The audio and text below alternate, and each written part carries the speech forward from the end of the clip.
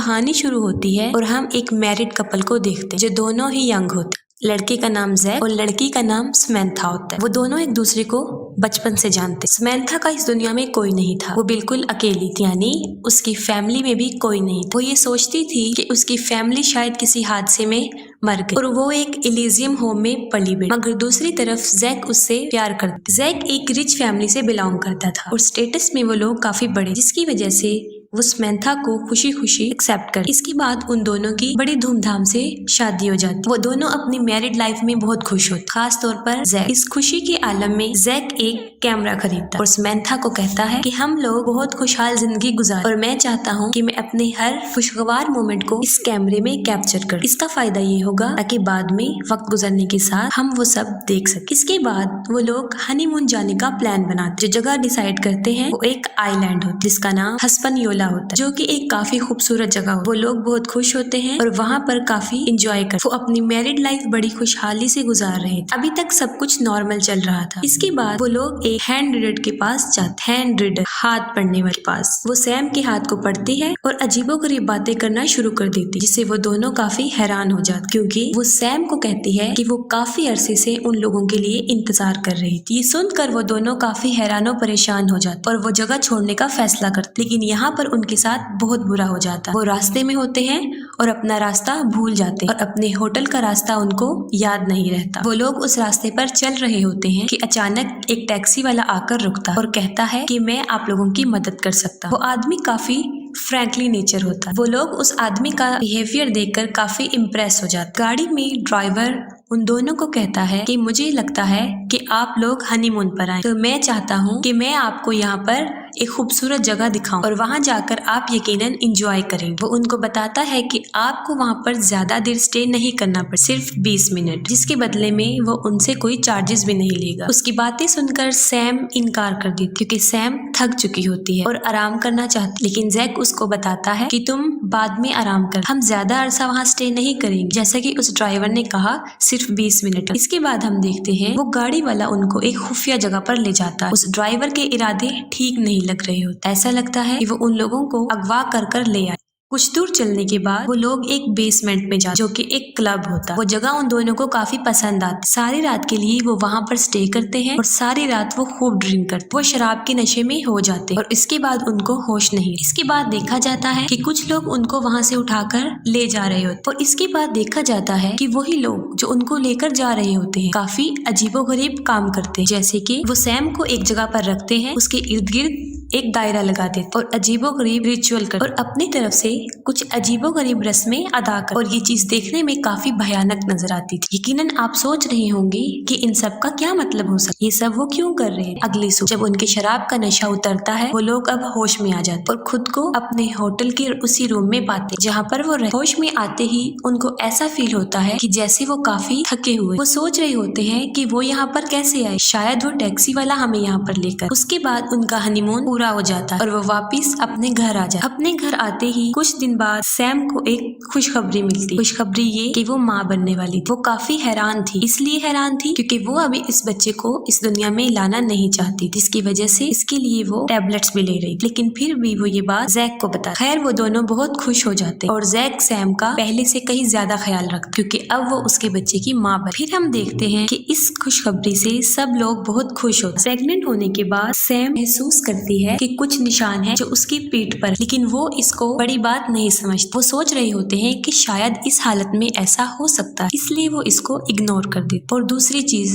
जो सैम के साथ हो रही, उसकी नाक में से कभी कभी ब्लीडिंग शुरू हो जाती। जैसे कि एक रात सैम सो रही होती है और जैक उसको सरप्राइज देना चाहता है। वो उसी कैमरे से वीडियो में उसको कैप्चर कर रहा होता है कि सैम फौरन जाग उठ और वो फौरन हड़बड़ाकर उठ जाती और जैक का हाथ काफी मजबूती से पकड़। सैम की ये हालत देखकर जैक काफी हैरान हो जाता है और काफी डर जाता है। वो सोच रहा होता है कि ये सब वो नींद की हालत में कर रहे। वो उसको काफी उठाने की कोशिश करता है। ये सब इंसिडेंट्स उसके साथ हो रहे होते हैं, लेकिन इससे भी ज्यादा भयानक जो उसके साथ हुआ, वो लोग शॉपिंग के लिए जाते। शॉपिंग मॉल में सैम खड़ी हो, इसके बाद वो देखती है कि मीट पड़ा हुआ, अच्छा मीट। वो उसके पास जाती है और गौर से उसको देखती रहती। उसको देखते देखते थोड़ी ही देर बाद वो उसको वहीं पर उठा लेती है और सबके सामने उस गोश्त को खाना शुरू कर देती। वो इतने बुरे तरीके से वो गोश्त खा रही थी, देखने में ऐसा लगता था کہ کافی دن سے اس نے کچھ کھایا نہیں، اسے ایسا کرتا ارد گرد کے سب لوگ دیکھ رہے، وہ لوگ اسے عجیب و غریب نگاہوں سے دیکھتے ہیں کیونکہ یہ کافی بری بات اور ان کے لیے ڈسٹربنس، کیونکہ کوئی بھی نارمل انسان کچے گوشت کو نہیں کھاتا اور اس کو کھانے کا مطلب کچھ اور ہی ہو سکتا۔ کچھ دن بعد ہم دیکھتے ہیں ایک عجیب و غریب واقعہ جب زیک اس کے ساتھ ہوتا ہے۔ وہ لوگ گاڑی میں جا رہے ہوتے ہیں اور پارکنگ ایریا میں سیم کو غصہ آ جاتا ہے اور وہاں پر کھڑی سب گاڑیوں کے شیشے توڑ دیتی ہے۔ شاید سیم یہ سوچ رہی تھی کہ وہ گاڑی اس کے لیے ٹھیک نہیں ہے، اس کو نقصان پہنچا سکتی ہے۔ زیک سیم کی یہ حالت دیکھ کر کافی اپسیٹ ہو جاتا ہے اور وہ اس کو ڈاکٹر کے پاس لے کر جاتا ہے۔ اس کے خیال میں یہ اس لیے ہو رہا ہوتا ہے کہ وہ پریگننٹ ہے اور ٹیسٹ کرنے کے بعد وہ زیک کو بتاتا ہے کہ اٹس اے نارمل تھنگ، ایسا ہوتا رہتا ہے، اس کو اس کی فکر کرنے کی ضرورت نہیں۔ وقت گزرتا گیا اور سیم کی حالت اور خراب ہوتی گئی، ایسے لگتا تھا کہ جیسے اس کے پاس ایلوس پاورز تھی، کیونکہ اس کی طرح اور پریگننٹ عورتیں جب اس کے پاس ہوتی تھیں تو ان کے پوری باڈی میں پین ہونا شروع ہو جاتی تھی۔ سیم اور زیک چرچ میں جاتے ہیں اور سیم وہاں کے فادر سے ملتی ہے۔ وہ اس کو جیسے ہی ہاتھ لگاتا ہے اس فادر کی طبیعت خراب ہونا شروع ہو جاتی ہے اور تھوڑی ہی دیر بعد اس فادر کی ناک اور منہ سے خون آنا شروع ہو جاتا ہے اور اس کے سر میں بھی مسلسل درد رہتا ہے۔ اس کے بعد اس پاسٹر کو فوراً ہاسپٹل لے کر جایا جاتا ہے۔ سب لوگ حیران و پریشان ہوتے ہیں، ان کی سمجھ میں نہیں آ رہا ہوتا کہ آخر یہ کیا ہو گیا۔ زیک بھی کافی حیران و پریشان ہوتا ہے۔ اس کے بعد زیک ایک بات سوچتا ہے، اس کے ذہن میں فوراً ایک بات آ رہی ہوتی ہے کہ جب اس فادر کے منہ سے خون آتا ہے اس کو بری طریقے سے گھور رہی ہوتی ہے، جو کافی عجیب تھا۔ اس کے بعد زیک سیم کو مشکوک نگاہوں سے دیکھتا ہے۔ وہ فوراً اپنے کمرے میں جاتا ہے، لیپ ٹاپ کھول کے اپنے وہ فوٹیج دیکھتا ہے جو اس نے کیپچر کیے ہوتے ہیں۔ اس میں سے وہ فوٹیج کھولتا ہے جو اس نے چرچ میں کیپچر کیا ہوتا ہے۔ یہ فوٹیج دیکھ رہا ہوتا ہے کہ اس کے سامنے ایک ایسی بات آ جاتی ہے تو وہ بہت حیران ہو جاتا ہے۔ وہ کیا تھی؟ وہ یہ تھی کہ جو ٹیکسی والا ان کو ہنی مون پر ملا تھا وہ اس چرچ میں بھی موجود تھا، جس سے وہ کافی شاکڈ ہو جاتا ہے۔ یہ دیکھ کر زیک سوچ میں پڑ جاتا ہے کہ کہیں وہ ان کا پیچھا کرتا تو یہاں نہیں آ گیا۔ اس کے بعد وہ اپنے ہنی مون والا فوٹیج کھولتا ہے اور باری باری کھول کے دیکھتا ہے۔ وہ ساری فوٹیجز میں فوٹیج ڈھونڈتا ہے اور آخر کار اس کو ایک ویڈیو مل ہی جاتی ہے۔ وہ ویڈیو جب وہ لوگ بے ہوش تھے، اس میں صاف نظر آ رہا ہوتا ہے کہ جب وہ لوگ بے ہوش تھے چند لوگ ان کو اٹھا کر لے جا رہے تھے اور وہ سب اس میں کیپچر ہوا ہوتا ہے جو ان کے ساتھ ہوا تھا، یعنی وہ سب ریچول، وہ رسم و رواج جو ان لوگوں نے کیے تھے۔ اور اب زیک کا شک اور پختہ ہو جاتا ہے اور اب یہ اس کو یقین لگنے لگا ہے۔ وہ سوچتا ہے جو ان کے ساتھ ہو رہا ہے وہ ٹھیک نہیں ہے۔ وہ سوچتا ہے کہ یہ سب حالات کوئی نارمل چیزیں نہیں ہیں، اس کے پیچھے کوئی بڑی بات ہے۔ اس کے بعد وہ سوچ میں پڑ جاتا ہے کہ اسے کیا کرنا چاہیے۔ پھر وہ اپنے ایک دوست کو بلاتا ہے اپنے گھر پر تاکہ وہ سب کچھ دیکھ سکے جو اس کے ساتھ ہو رہا ہوتا ہے، لیکن زیک کو اس بات کا علم نہیں ہوتا کہ حالات اس کے کنٹرول سے باہر ہیں، کیونکہ اس کے ساتھ جو بیڈ لک ہوتی ہے وہ یہ تھی کہ وہ گھر سے باہر جاتا ہے اور جب وہ واپس آتا ہے تو ایک چیز دیکھ کر وہ بہت حیران ہو جاتا ہے۔ وہ کیا تھی؟ وہ یہ تھی کہ اس کے لیپ ٹاپ میں سے سارا ڈیٹا کوئی چرا لیتا ہے۔ وہ یہ دیکھ کر کافی حیران اور پریشان ہو جاتا ہے۔ پھر اس کو یہ شک ہونے لگتا ہے کہ کئی دن سے ہمارے پیچھے کوئی ہے، مطلب کوئی ان کو مسلسل فالو کر رہا ہے۔ وہ پریشانی کے عالم میں ادھر ادھر پھر رہا ہوتا ہے تو اس کی نظر ونڈو پر پڑتی ہے۔ وہ دیکھتا ہے کہ کسی نے ونڈو پر عجیب و غریب قسم کی مٹی گرائی ہوئی ہے۔ یہ کس چیز کی طرف اشارہ تھا؟ وہ کافی سوچتا ہے۔ ان حالات سے وہ کافی ڈر جاتا ہے اور وہ فوراً پولیس کو انفارم کرتا ہے۔ پولیس کو یہ سب کہانیاں لگتی ہیں، وہ ان کی باتوں پر یقین نہیں کرتا۔ اس کے بعد وہ اس فادر کے پاس جاتا ہے جس کی حالت خراب ہوئی تھی۔ اس فادر کی حالت کافی تفتیشناک تھی، کافی سیریس کنڈیشن میں تھا اور وہ زیک کو کچھ بتاتا ہے۔ وہ کہتا ہے کہ وہ وقت دور نہیں جب بہت سے اینٹی کرائسٹ پیدا ہوں گے، یعنی دجال۔ وہ بس اتنا ہی کہتا ہے اور خاموش ہو جاتا ہے۔ وہ کوئی بھی بات کو ایکسپلین کر کے نہیں بتاتا۔ زیک بہت پریشان تھا، اس کو اپنے سوالوں کے جواب چاہیے تھے کیونکہ اس سارے حالات سے وہ ناواقف تھا اور سیم میں بھی کافی عجیب و غریب تبدیلیاں آ رہی تھی، جیسے جب وہ اکیلی گھر پر موجود ہوتی وہ وہی ریچولز کرتی جیسا اس کے ساتھ ہوا تھا، اور یہ سب کچھ اس بات کی طرف اشارہ کر رہے تھے کہ اب وہ اپنے ہوش کھو بیٹھی ہے۔ ان کے گھر برتھ ڈے پارٹی ہوتی ہے اور بہت سارے گفٹس ملتے ہیں۔ ان گفٹس میں کسی نے ایک بہت خوبصورت نائف سیم کو گفٹ میں دیا ہوتا ہے۔ وہ نائف کو لیتی ہے اور دور دراز جنگلوں میں نکل جاتی ہے اور وہاں پر موجود جانوروں کا شکار کرتی ہے، جو کافی خطرناک بات تھی۔ وہ ان کا گوشت کاٹتی ہے اور اس کو کھا جاتی ہے۔ ایک بات تو طے تھی جس کو زیک بھی سوچتا تھا کہ ان کے گھر پہ کوئی نظر رکھے ہوئے ہے۔ ان حالات کو دیکھتے ہوئے وہ اپنے سارے گھر میں کیمریز لگوا دیتے ہیں تاکہ انہیں معلوم ہو سکے کہ یہ سب کچھ کون کر رہا ہے۔ یہ سب دیکھتے دیکھتے زیک کو ایک گاڑی پر شک ہو جاتا ہے۔ وہ گاڑی اکثر ان کے گھر کے سامنے کھڑی رہتی تھی۔ اس کے بعد زیک اپنی بہن کو بلاتا ہے اور کہتا ہے کہ میں ذرا اس گاڑی کا پیچھا کر رہا ہوں کہ اس میں کون ہے، تم تب تک سیم کا خیال رکھنا۔ اس کے بعد وہ اس گاڑی کا پیچھا کرتے ہوئے نکل جاتا ہے اور کچھ دور نکلنے کے بعد اس کو ایک اولڈ ہاؤس جو تقریباً کافی عرصے سے بند تھا نظر آتا ہے۔ وہ اس کے اندر چلا جاتا ہے۔ اس گھر میں داخل ہوتے اسے نظر آتا ہے کہ کسی نے وہاں پر وہی کیمرے لگائے ہوئے ہیں جو ان کے گھر میں ہیں، یعنی کسی کو پتا ہے کہ اندر ان لوگوں نے کیمرے لگوائے ہوئے ہیں۔ اب اس کو کنفرم ہو گیا کہ واقعی ہی وہ لوگ ان پر نظر رکھے ہوئے ہیں۔ وہ بہت ڈر جاتا ہے اور بھاگ جاتا ہے، اور بھاگنے کے بعد وہ سیدھا اپنے گھر آ جاتا ہے۔ گھر آنے کے بعد وہ سوچتا ہے کہ اب مجھے پولیس کو انفارم کرنا چاہیے۔ ابھی وہ یہ سوچ رہا ہوتا ہے، سیم کی زور زور سے چلانے کی آوازیں اس کو آنا شروع ہو جاتی ہیں۔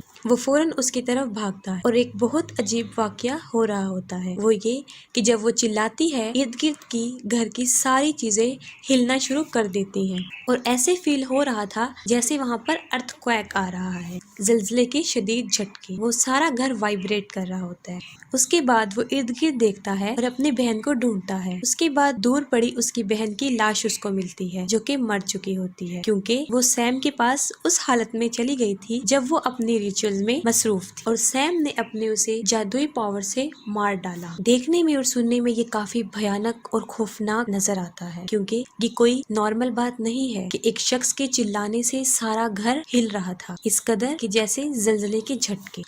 زیک ہمت کرتے ہوئے اس کے پاس اپنے کمرے میں جاتا ہے اور وہ دیکھتا ہے کہ وہاں پر ایک سرکل بنا ہوا ہے جس کے اندر سیم کھڑی ہوئی ہے، اور ایسے لگ رہا تھا کہ اس بچے کا اس دنیا میں آنے کا ٹائم ہو گیا ہے۔ زیک دیکھتا ہے کہ وہ کافی بری کنڈیشن میں ہے۔ وہ اس کی مدد کرنے کے لیے آگے بڑھتا ہے۔ وہ جیسے ہی سیم کے سامنے جاتا ہے، وہ اپنی جادوئی پاور سے اس کو ہوا میں اچھال دیتی ہے اور ایک نائف سے اپنی بیلٹ کو کاٹ دیتی ہے۔ جیسے ہی اس کا بیلٹ کٹ جاتا ہے، وہ فوراً نیچے گر جاتی ہے اور بے ہوش ہو جاتی ہے، اور تھوڑی ہی دیر بعد جب اس کو ہوش آتا ہے تو وہ اپنی اصلی حالت میں آ جاتی ہے۔ اس سب حالت کو دیکھتے ہوئے زیک کافی ڈر جاتا ہے۔ اس کو سمجھ نہیں آ رہا ہوتا کہ میں کیا کروں۔ وہ فوراً سیم کے پاس بھاگتا ہوا آتا ہے، لیکن تب تک بہت دیر ہو چکی ہوتی ہے کیونکہ سیم مر جاتی ہے۔ اس کے بعد دروازہ کھلتا ہے اور سیم دیکھتا ہے کہ کچھ لوگ آئے ہیں، وہی مسٹیریس لوگ۔ وہ لوگ اس کے بچے یعنی سیم کے پیٹ میں سے اس بچے کو نکالتے ہیں اور اپنے ساتھ لے جاتے ہیں۔ ان سب کو زیک دیکھ رہا ہوتا ہے اور کچھ کرنے کی حالت میں نہیں ہوتا۔ وہ بہت پریشان ہوتا ہے۔ اس کے بعد پولیس والے وہاں پر آ جاتے ہیں اور اس کو اریسٹ کر دیتے ہیں، اور وہ لوگ سمجھ رہے ہوتے ہیں کہ یہ سب کچھ زیک نے کیا ہے، اور سارا الزام اس پر آ جاتا ہے کیونکہ وہ مسٹیریس لوگ ایک بھی ثبوت جو ان کے خلاف جائے یا کوئی سراغ ملے چھوڑ کر نہیں گئے تھے۔ اس کے بعد کچھ دیر بعد ہم دیکھتے ہیں کہ وہی گاڑی والا جو زیک اور سیم کو لے کر جا رہا تھا، وہ پھر ایک کپل کو انسسٹ کرتا ہے کہ وہ ان کو گھمانے لے کر جائے گا۔ کہانی کافی کمپلیکیٹڈ ہو گئی ہوگی کیونکہ اس کو سمجھنا مشکل ہے۔ اس دنیا میں دو طرح کے لوگ ہوتے ہیں، اچھے بھی ہوتے ہیں اور برے بھی ہوتے ہیں۔ ایک گروہ ایسا ہے جو کہ شیطان کی پوجا کرتا ہے، اور ظاہر سی بات ہے کہ وہ لوگ اچھے تو نہیں ہوں گے، ان کے پاس کافی ایولس پاور ہوں گی، شیطانی قوتیں ہوں گی، اور وہ لوگ اس دنیا میں کچھ بچوں کو لینے آتے ہیں، ان بچوں کو کہ جن کی مائیں ایسی ہوتی ہیں کہ جنہوں نے مری ہوئی ماں کے بغیر زندگی گزاری ہو، یعنی ڈیلیوری کے دوران مرنے والی ماں کو وہ لوگ پریفر کرتے ہیں اور ان سے پیدا ہونے والی بچی کو وہ اپنے ساتھ لے جاتے ہیں۔ ان کا ایک کلٹ ہوتا ہے جو بہت بڑا گروہ ہوتا ہے، اور وہ لوگ اس بچی کی پرورش ایسے ہی کرتے ہیں جیسے ایک گھرانے میں اس کی پرورش ہوتی ہے، چھوٹی سے بڑے ہونے تک، جب تک کہ وہ جوان نہ ہو جائے اور اس کی شادی نہ ہو جائے۔ وہ لوگ کافی طاقتور ہوتے ہیں اور ان کے لیے ایسی عورتوں کو پھانسنا کوئی مشکل بات نہیں، کیونکہ وہ تعداد میں بھی کافی زیادہ ہوتے ہیں، کیونکہ جب وہ ایسی لڑکی کو پھنسا لیتے کہ جس کی ماں مری ہوتی ہے، اس کے بعد وہ اس کے اوپر ریچول کرتے اور پہلے ہی ریچول میں